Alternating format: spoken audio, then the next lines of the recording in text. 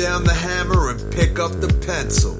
You're about to listen to the Savvy Radio Show. Learn from real-life real estate investors, experience revealed with the Savvy Landlord as your host.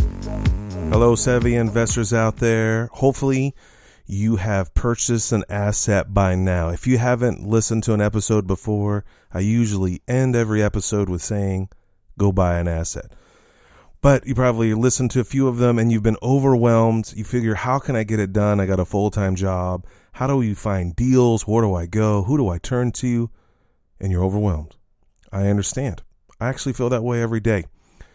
But I figured out a solution. And then the word is leverage. What is leverage? Don't do it. Delegate. Find someone else to help you. Increase your capacity. And today we're going to talk about how to really increase your capacity by hiring a virtual assistant, aka a VA. If you don't know what a virtual assistant is, basically they're self-employed. They can be anywhere in the world, from Philippines to Texas to your neighbor. Virtual assistant takes the tasks that you do not want to do and do it for you. And you'd be pleasantly surprised. It is extremely cheap. Okay. And I have a class coming up at the end of February. And if you really, really want to know more about virtual assistant, or even technically how to hire one or the process, I'm going to show you in that class exactly how to do it. By the end of the class, we're going to hire a virtual assistant. And I'm going to give you all my tips and tricks and all that jazz. But today I'm just covering over what a virtual assistant does, the benefits, and so on and so forth. Well, first of all, the virtual assistant does the things that you don't want to do. Okay. So you got to do that. So they're also working 24 hours. I was writing a book once on how to hire a contractor, and I was going through the book and I was like, man, it would be really great to know all the scams that were going out there, because I was scammed a couple of times. I heard some scammed stories, and I like the word scammed. No. And I hired a virtual assistant, and I'm like, find every contractor scam in the world, scammed, and let me know. And so I can't remember what I paid, $30, $20, maybe even 10, because I'm kind of thrifty, frugal, whatever. And I found one, a virtual assistant in another country, actually in Russia. And I commissioned her to go do it. And when I woke up 9 hours later, it was all done. I had over 100 something pages of scams that I had to weed through. So then I hired another virtual assistant to compress all of these stories and give me the top 10 scammed stories. And sure enough, the next day it was done. And that's the power of virtual assistant. It actually saved me probably hours, weeks to get to it, to find every scam, to interview everybody. And these two fine virtual assistants found it for me. It reduces my labor costs. It saves me money. It's another excellent thing is no taxes, no insurance. They're not an employee. They're contract labor. You only pay for things that you need done. You don't have to keep someone on full time. The cool thing is that they are focused on that one specific task. Not like me. I got 20 things going on and I'm thinking, okay, did I do that? Did I paint that house? Oh, I got to do my podcast. I hire a virtual assistant to do one specific thing. The cool thing about virtual assistants, they are vested in you, in your interest. Okay. They're not about themselves. They want more jobs. So they're more focused on you and not on their self of just collecting a paycheck. All right. So here's a couple key things. Do what you do best and do the tasks that you love, and delegate the ones that you hate. You'll be more productive. You'll have faster performance, and you'll increase your business. Okay. And keep in mind, it is extremely inexpensive. Here's the 10 quick steps of hiring a virtual assistant. First, you got to find one. All right.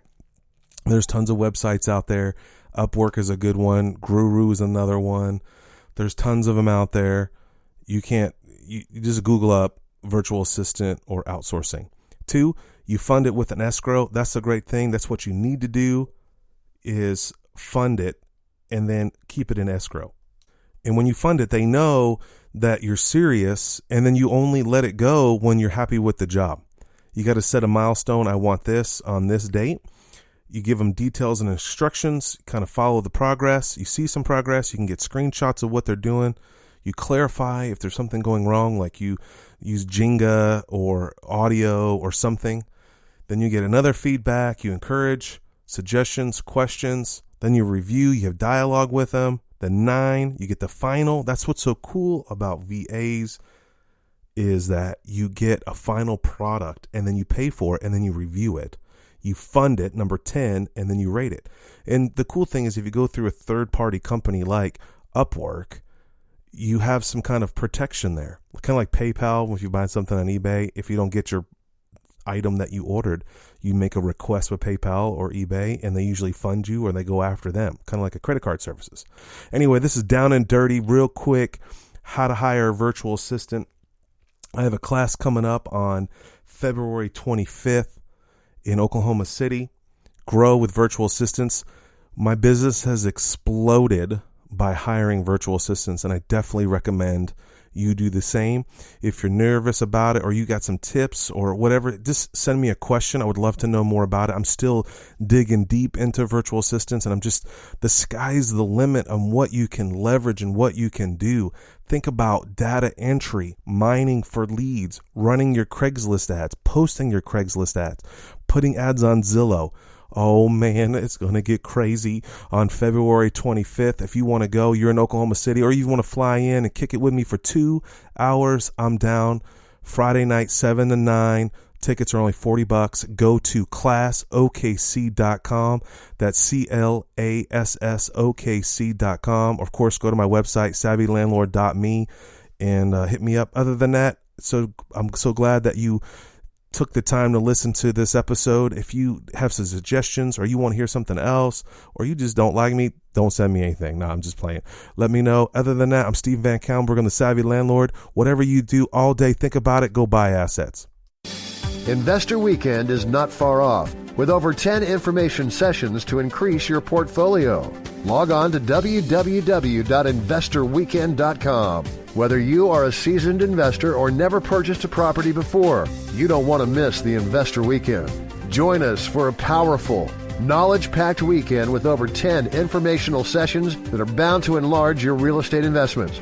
You will hear from the best national and local real estate investors that will share practical and relevant experiences with you, the investor. There will be several networking sessions to connect with other like-minded people for potential funding, partnerships, and yes, hot deals. Go to www.investorweekend.com. Did you know we meet once a month for the Landlord Lunch Meeting? The third Wednesday of every month. Go to landlordlunch.com. Thanks for listening to the Savvy Radio Show. Glide online and listen to our other motivating episodes at savvyradioshow.com. Connect on Twitter at LandlordBook, and always be buying assets.